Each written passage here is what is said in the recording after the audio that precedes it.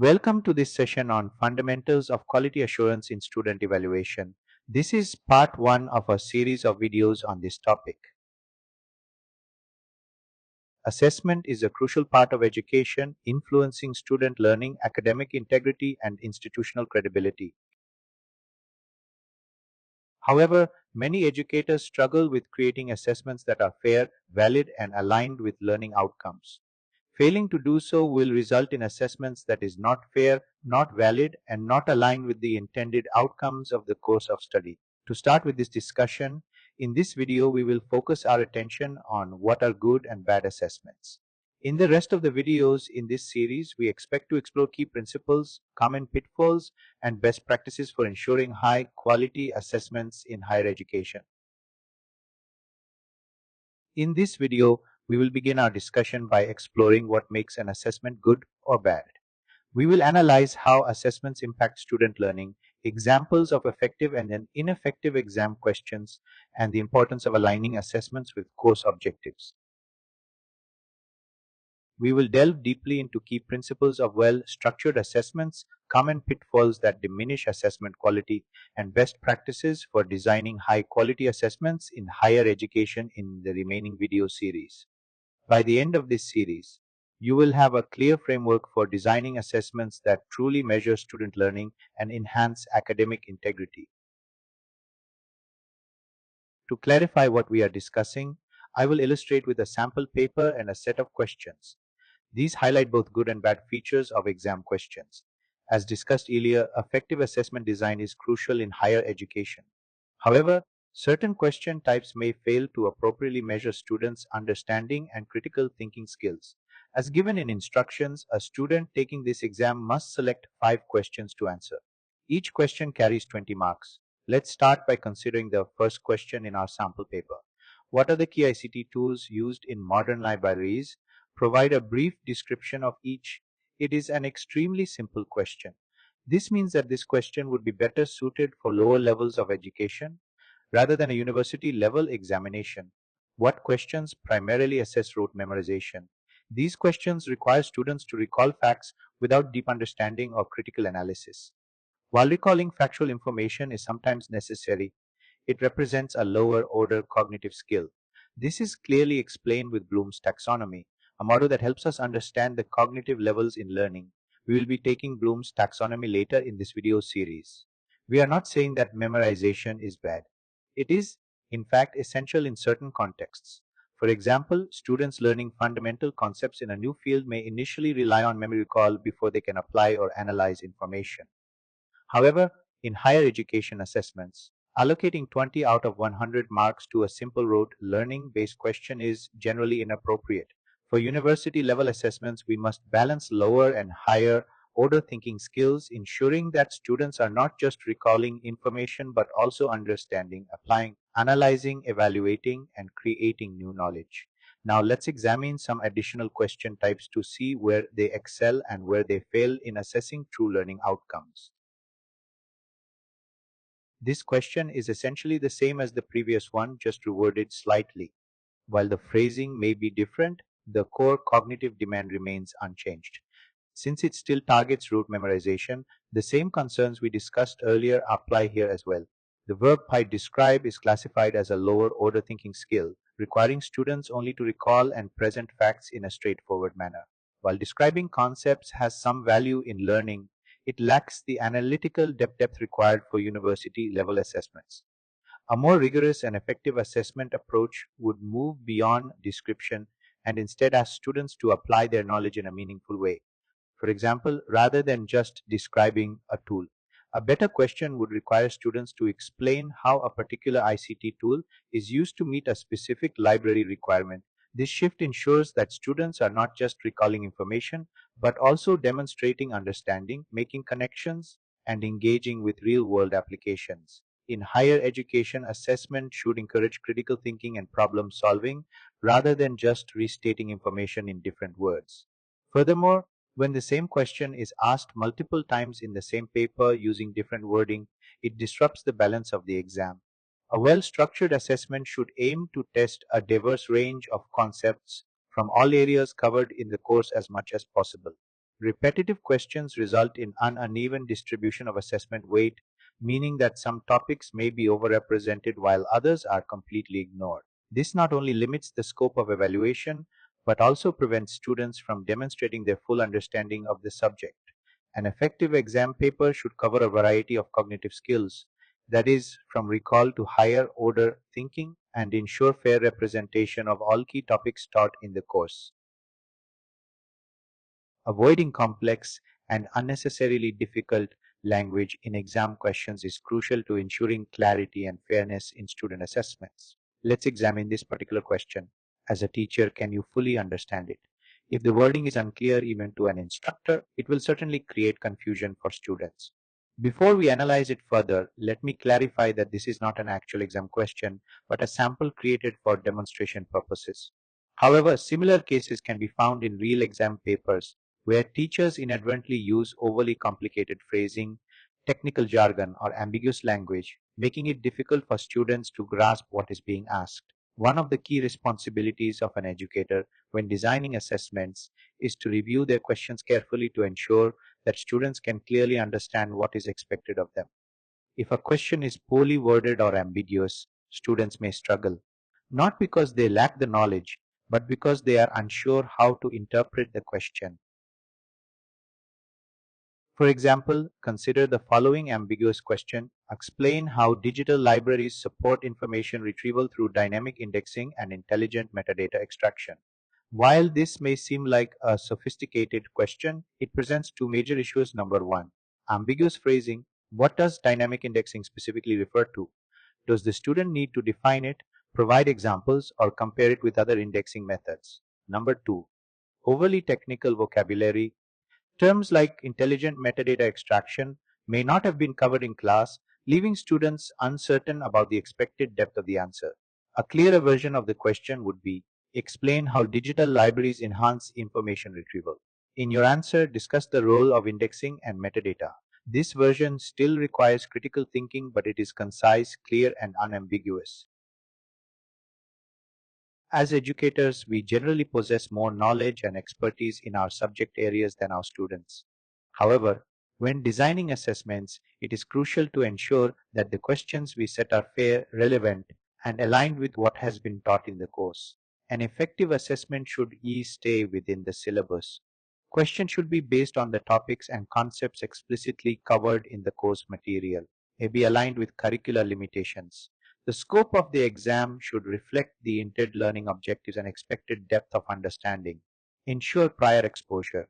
If a concept has not been covered in lectures, readings, or discussions, it is unfair to expect students to answer it in an exam. For example, asking students to analyze a complex AI driven library automation system when only basic IC concepts were taught is misaligned with the syllabus. Such an approach does not assess learning but instead creates unnecessary stress and confusion. Ultimately, a well structured assessment ensures that students have a fair opportunity to demonstrate their understanding rather than being tested on concepts they were never taught.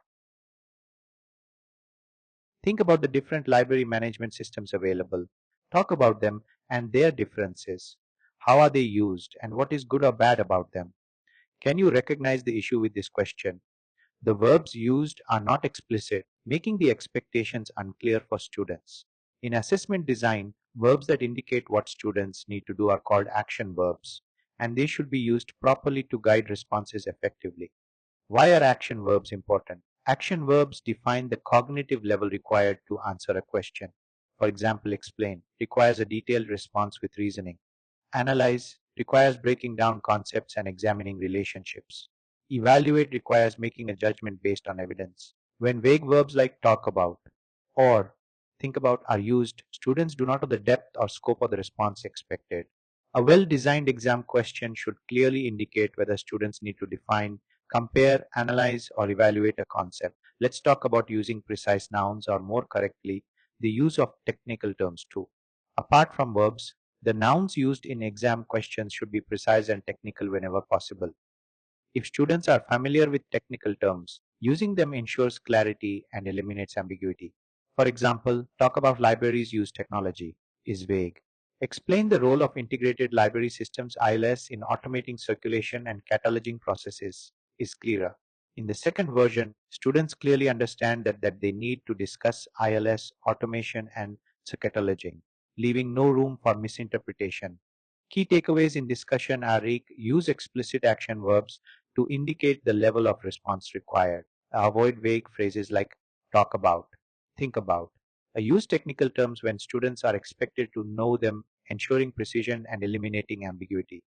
Ensure alignment between the question, syllabus, and learning outcomes. By refining assessment questions with clear action verbs and precise terminology, we help students demonstrate their knowledge effectively rather than struggling to interpret the question itself. Now that we have examined multiple examples of poorly designed questions, it's time to look at a well-structured question. A good exam question is not always a single part question. In fact, it is often beneficial to have multi-part questions with different marks assigned to different sections. Let's analyze this. Part AG define a library management system LMS. 5 marks allocated.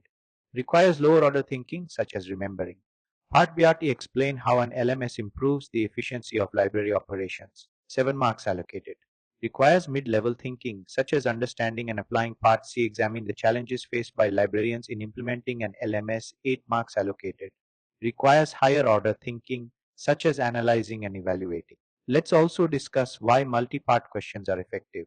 A clear expectation, students can see exactly how much each part is worth, helping them allocate time accordingly. A balanced cognitive levels, the question can progress from lower order thinking to higher order thinking, allowing students to demonstrate deeper understanding. A better scoring opportunities, since the objectives of each part are clearly defined, students are less likely to misinterpret what is being asked. An exam paper is well balanced when it has a proper combination of single part and multi-part questions.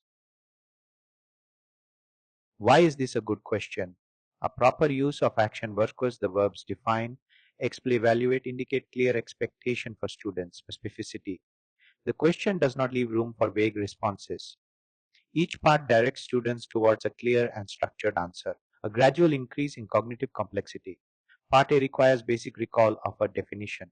Part B requires understanding and application of concepts. Part C challenges students to analyze and evaluate different perspectives. In addition, mark allocation helps time management. A 5-mark question requires a brief answer, for example, a quick definition. A 7-mark question requires more detail and examples. And an 8-mark question requires critical analysis and depth. While encouraging higher order thinking in assessments is important, having all parts of a question requiring higher order thinking is not always ideal. A well balanced exam should challenge students intellectually, but also remain manageable within the given time constraints. Think of the problem with an overly complex multi part question. When every part of a question requires students to analyze, evaluate, or create, it demands a significant amount of time. As a result, students may feel overwhelmed by the depth and complexity of the question and skip the question entirely in favor of a simpler one, even if they have the knowledge to attempt it. A struggle with time management affecting their ability to complete the paper within the allotted duration.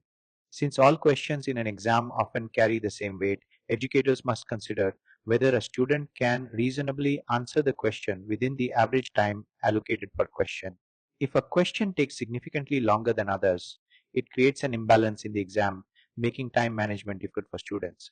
Why is this problematic? Every part requires deep critical thinking and problem solving, making it time consuming and mentally exhausting. Students may avoid selecting this question even if they have the knowledge, simply because it requires too much effort compared to others.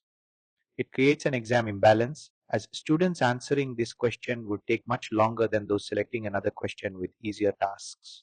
Therefore, balancing higher and lower order thinking in multi-part questions is necessary.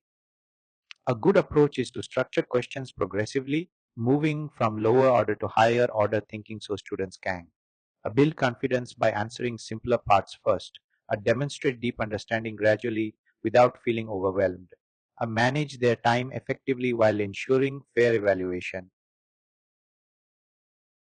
Finally, think of an exam question that asks about writing short answers.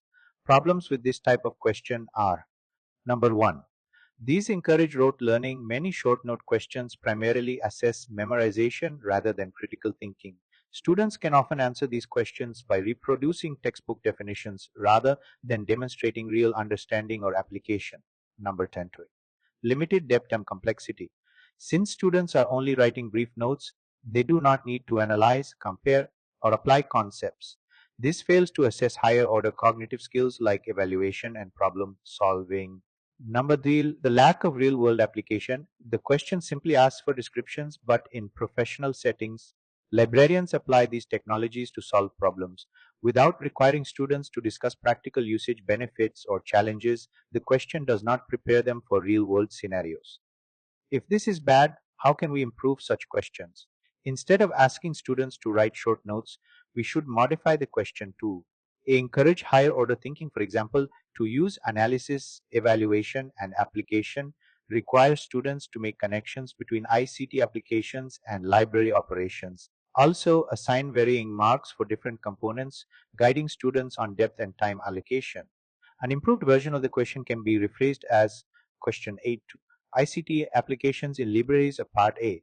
Explain the role of RFID technology in modern libraries. Discuss one advantage and one limitation. 5 marks allocated. Uses understanding and application skills. Part B.